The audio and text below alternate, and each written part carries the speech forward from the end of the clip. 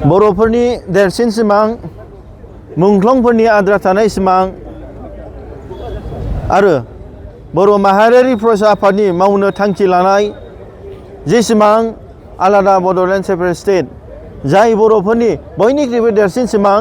बे सिमांखौ दिनै जाफुंसार होनो थाखाय जोङो भारतनि राजथावनि निउ दिल्ली नैबे जन्तर मन्तराव दिनै धरना लानाय जादों। बे धरनानि गेजेरजों जोङो भारत सरकारनो जों मेम'रेन्डाम दैथायहरनाय जाबाय आरो बे धरनानि गेजेरजों जोङो दिनै आलादा रायजो नांगौ होननानै उदां अख्राङावहाय जों बड'लेण्ड सेपारेट स्टेट नांगौ होननानै आरो आसाम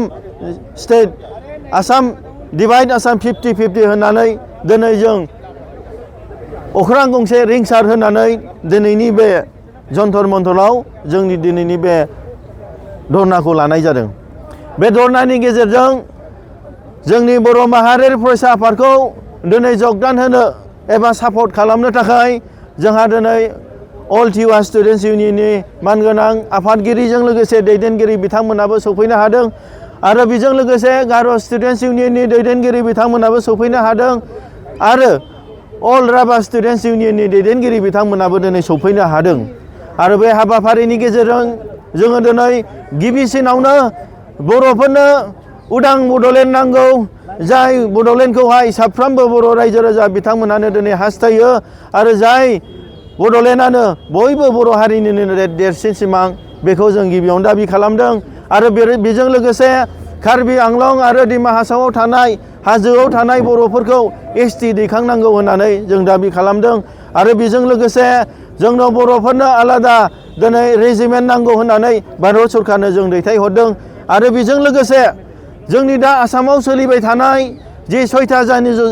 जाथि जनगोष्ठी बिथांमोनहा दिनै ST बिदों बे ST बिनायखौ जों जयैनो जों टिवा स्टुडेन्टस इउनियन गार' स्टुडेन्टस राभा स्टुडेन्ट आरो जोंनि बर' माहारियारि फरायसा आफादै जों जयै दिनै अप'ज खालामनाय बे मेम'रेन्डामखौबो जों दैथायहरदों आरो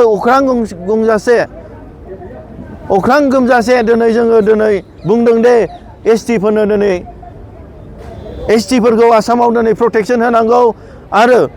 6था जाथि जनगोष्ठीनो ST होनो मोना आरो बिथांमोना क्राइटेरिया गैया आरो बिथांमोना थागिबि नङा होननानै जों दिनै मेम'रेन्डाम गेजेरनि गेजेरजों दैथायहरदों आरो बेजों लोगोसे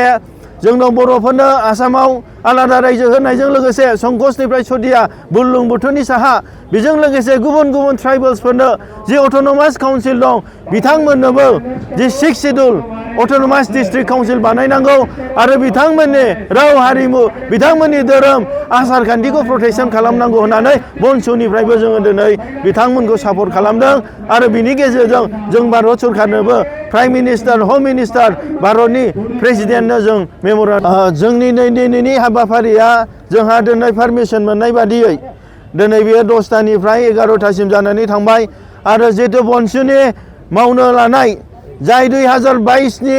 7 तारिख फेब्रुवारियावहाय बै क'क्राझार नोगोराव थानाय जाय मुंख्लंफोरनि जिरायसालि गोथै हाखर बेवहाय जि बिथांमोननि बोर आशीर्बाद लानानै बिथांमोनखौ बिबार बावनानै जों जि मोनसे समायखिरा लाबाय बर' हारिनि थामोनथा रैखाथिनि थाखाय दानि जाखांबोबाय थानाय बर' लाइमोनफोरा फिन खेबसे सोमावसारनो थाखाय जि गावखौ बावसोमनो थाखाय बै समायखिराखौ लानानै जों बै समनिफ्रायनो जों मोसाबादे जों नेरनानै जों जोनोम जादों खुनु रावखौबो गिनाय गैया फासयनाय गैया रावखौबो जों लाजिनाय गैयालासेनो बर' हारिनि देरसिन सिमां आलादा रायजो सोरजिनायखौ जों मावनो थाखाय जों जानजि खाफ्रादों आरो बे सोमावसारनाया 2022निफ्राय दिनै खेमब्रै जाबाय दिल्लीयाव आरो जेब्लानासिम बड'लेण्ड आलादा रायजोखौ मोना अब्लासिम जोंनि दावहाया थांबाय थागोन जेब्लानासिम दिनै रायजोखौ जोंनो होआ अब्लासिम जोंनि फंबाय बिनानाव बिथांमोनाबो आलादा रायजो बड'लेण्ड सेपारेट स्टेटनि थाखाय दावहा नांबाय थागोन।